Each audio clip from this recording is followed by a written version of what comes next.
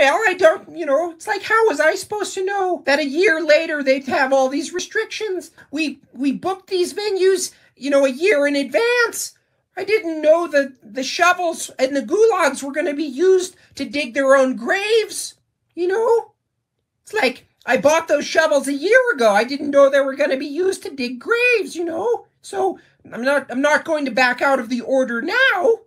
Well, I turned those ovens on a year ago, It's like, how was I supposed to know? How was I supposed to know, Oh, yeah.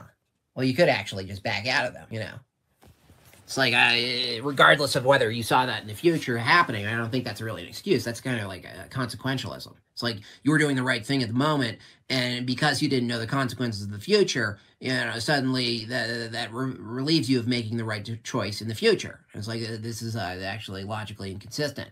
It's like even me, who basically, just gears toward whatever makes me money in the short term is probably the best solution for me personally and my family. Everything else gets worked out in the free market. Well, yes, I could see how that's, I appreciate that approach, because I'm being attacked a lot. It's like, how am I supposed to know, It's like, I invested in these special antique guillotines, like a year ago. It's like, how am I supposed to know they're going to be used for cutting people's heads off? It's like, I'm not going to stop production now, A year ago, how was I supposed to know that I'd be confronted with doing the right thing in the future?